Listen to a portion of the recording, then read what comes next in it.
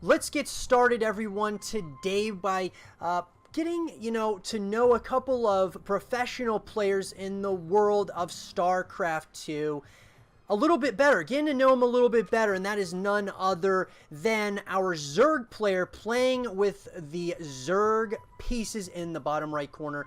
His name is none other than Nerchio. And in the cross position, playing with the Protoss probes and the Protoss pieces, he goes by the name of Hass.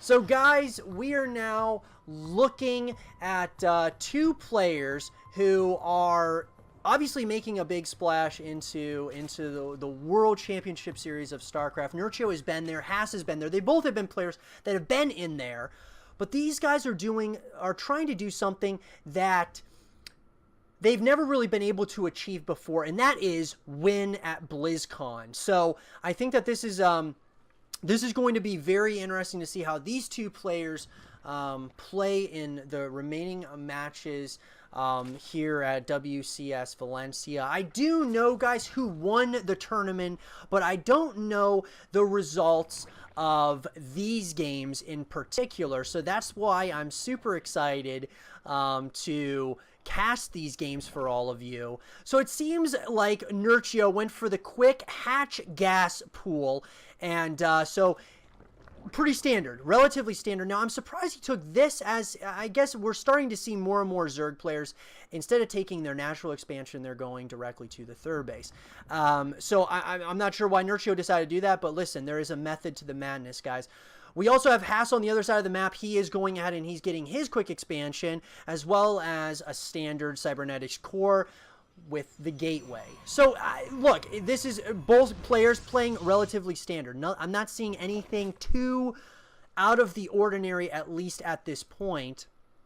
Now, you guys are probably wondering, like, what is it? Well, why do I like Nerchio so much? Well, look, guys, Nerchio, I have actually stolen a lot of builds from this guy. I really enjoy the builds that Nerchio comes up with. They're very creative, and look, he's kind of like a Cyril. I know a lot of people are absolutely loving Cyril as a player, but I really have been enjoying Nerchio's work and just what this guy has done. Of course, he's won tournaments, but he's never really been given the opportunity to, or I guess he's had the opportunity, but has not capitalized on winning BlizzCon. Now, we have this probe just chilling over in this corner. I'm wondering, guys, what is happening there?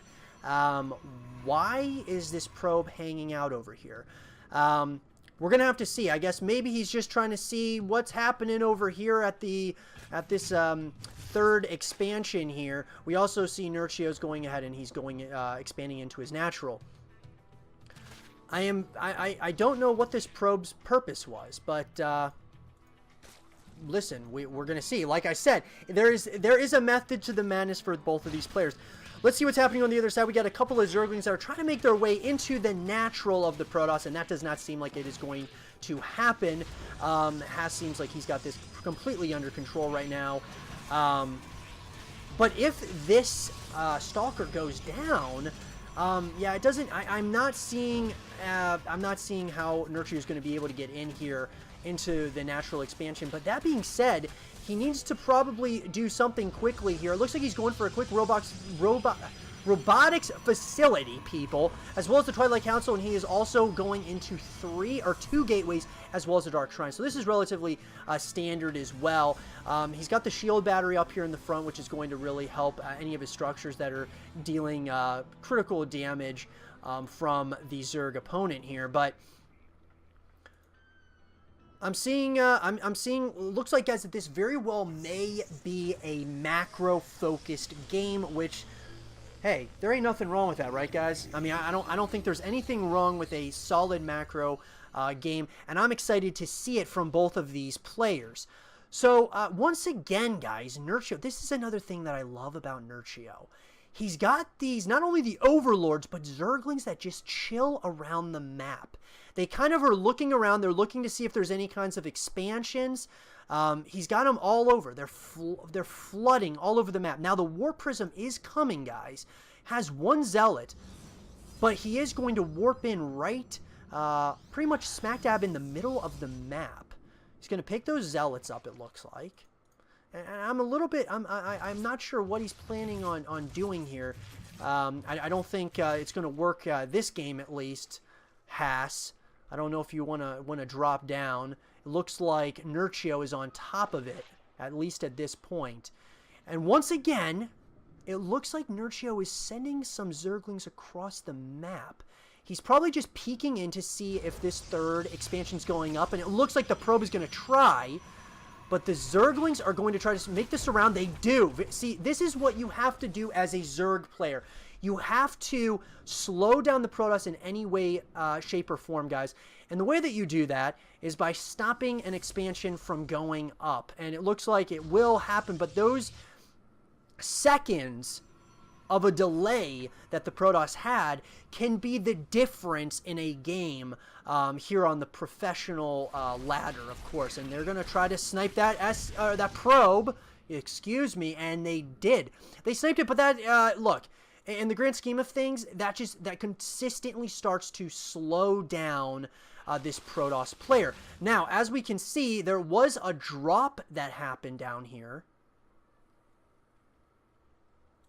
So as the Zerg was kind of taking on was destroying or going after one of those probes, at the same time we have another drop. This the War Prism just seems to be trying to drop as many of these, you know, as some zealots off. Haas is really favoring playing this style of really using the War Prism as a way to ward off the Zerg opponent. Now, the Zerg is starting to build up a force here. Nerchio, that is. Now, I'm liking what he's doing here. So, let's look inside the base. He's got the Baneling Nest, of course, which is up as well. He's really not utilizing this third base, which I'm kind of surprised about. Now, here's what I'm assuming. I'm assuming Nerchio is going to go for a very aggressive push here soon. He got the lair, and he has also, of course, got his Roach Warren. He's got a few Banelings that he's now morphing, as well as some Ravagers.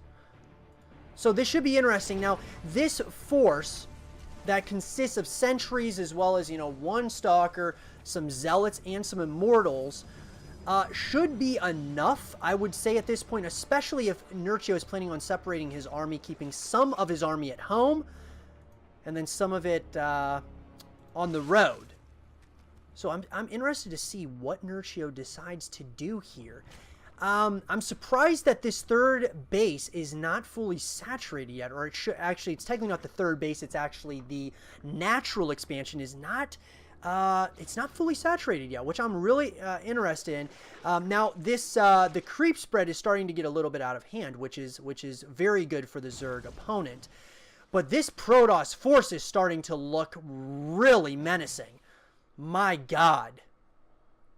So at home, Haas is kind of trying to keep his, you know, covering his bases with shield batteries, as well as he seems to be getting, well, it doesn't seem like he got any upgrades. He must have +1/+1. I must have missed that.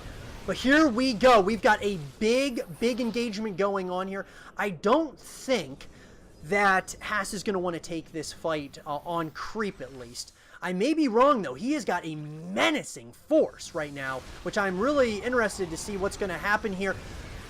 So it looks like he's taken the fight to him, but I don't know if it's going to be enough. And these Immortals are doing a crucial amount of damage to some of these roaches. But oh my God, it looks like none other than Nerchio is going to take the fight to him, and I would assume an immediate counterattack from Nerchio at this point. Now, he's got two Immortals inside of the War Prism, but here comes Nerchio. This guy is had it. It is over. It is not happening. He says, no, sir.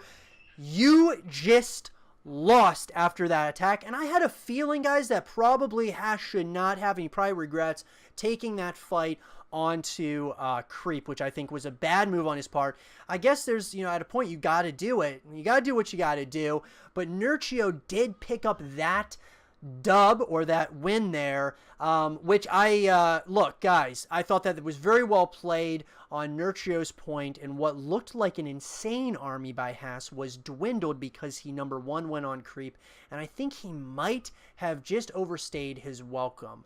I hope you guys did enjoy this cast, everyone, and let me know what I'm doing right, what I'm doing wrong, and what I can do better moving forward with these casts, because I plan on doing this in the very, very long future here, because StarCraft 2, guys, has been a big time love of mine in the gaming world. It kind of was the beginning of my career in gaming. So I want to know from you guys, what did you guys think about this cast? And I hope you guys did enjoy it. And if you did, leave a thumbs up, subscribe if you're new, follow if you're new, whatever it is, guys. And I will see all of you guys in the next one. Peace.